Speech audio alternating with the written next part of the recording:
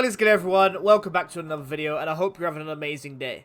I just want to say a big thank you to everyone joining the live streams lately, and also everyone joining in the Discord. We're nearly at 500 members now, which is absolutely insane. If you do want to join our awesome community, then links to the Discord will be in the description of the video. But other than that, guys, today's video is going to be about what, in my opinion, is the best expedition to complete if you're trying to get that gold expedition clear, so you can increase your challenge tiers. Or you can just use the expedition to help with gearing up for the harder ones. Now, the expedition we're talking about is Scorched Lands. So as you can see on the screen now, guys, Scorched Lands, to get a gold completion, you have a whole 23 minutes and 35 seconds to do so. Now, this is a crazy long timer. You'll notice in the video that I'm purposely playing very slowly. I'm not sprinting. I'm kind of just jogging. I'm taking my time to kill stuff. I'm playing like a bit of a bot, to be honest, and we still easily complete it within the 23 minutes. It's no problem at all. That being said, I know I'm a Techno monster, so the game is very easy mode in that respect, but I feel like any build,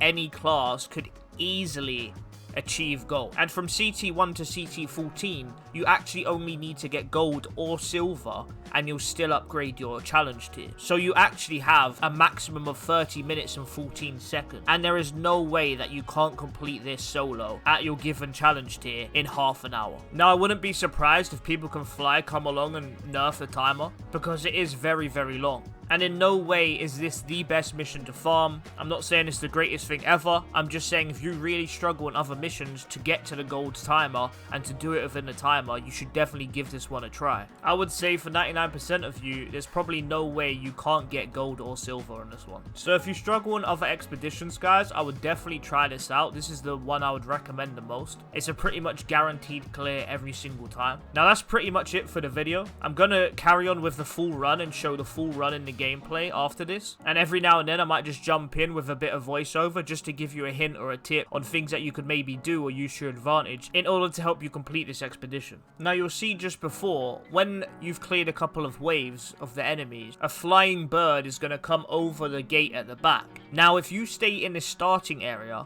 and you don't go into the water just in front of me, the bird's actually not going to come towards you, and it's just going to stay there hovering in the air until you move closer to it, and then it's going to come and attack you. So if you don't want to fight everything else and the bird at the same time, if you just stay there, the bird won't actually cause you any troubles at all. So what you can see is me just going through, killing all the waves off, killing the alphas. And a great thing about this mission is that all of the enemies are monsters. There's no humanoids or anything annoying to fight against. It's 100% monsters, which means because they can't use cover, they're all just going to swarm you. Now, you'll notice as soon as I cross that bit of wood, this bit of wood that I'm aiming at now, that's when the bird starts flying towards us. So as long as you stay behind that, you shouldn't have any troubles with the bird. And as you can see there, I just fight him one-on-one, and it's an easy kill.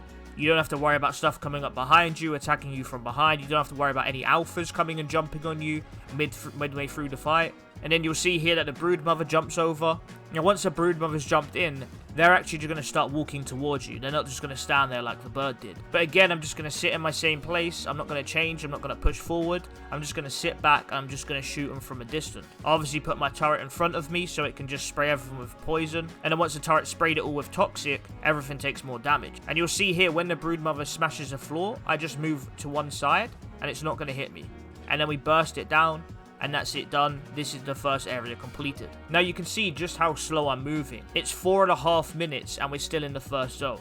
But I'm completely not worried because we have 23 minutes.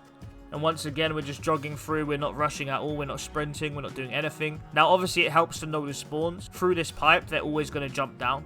And again, I just place my turret and let that put toxic on everything for me. And I just sit back at a distance, just chilled out. Nothing's going to come behind me. They all have to run in a line in front of me. And because they're all grouping up in that little channel, if you have bone shrapnel on your gun, obviously when you kill something, it's going to explode and do damage to everything else near it. But there really is no need to push up at all. They're all going to come to you. You'll notice right here, when I'm playing with the turret and I'm throwing it over and just having a look where it lands and stuff, you'll notice that the broodmother doesn't actually come towards me.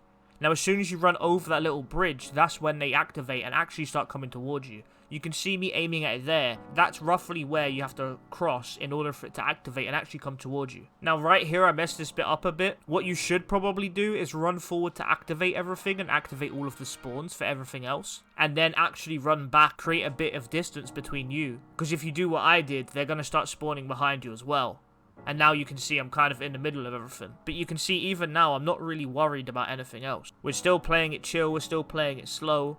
There's not really much to worry about. This mission really is very forgiving. It is really quite hard to die.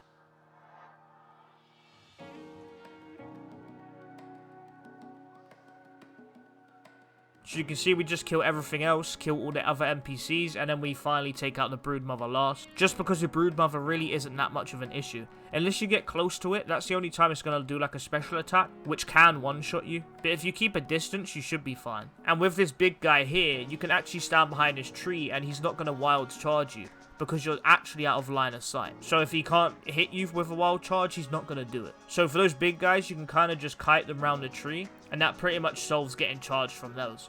These other big guys who do the ground and pound on the floor, the crawlers, your best chance to deal with those is probably just freeze them still or kind of stun them somehow with a skill, and then just burst them down as quick as possible.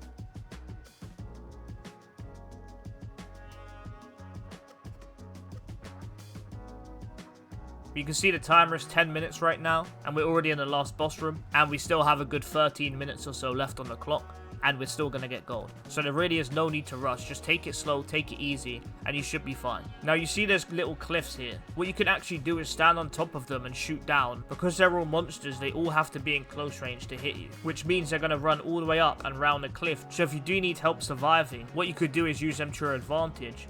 And actually, if you're getting swarmed, you can just jump off the cliff and it's going to force them to run all the way back round to get back to you. And you could pretty much just run them round in circles and use skills to kill them all.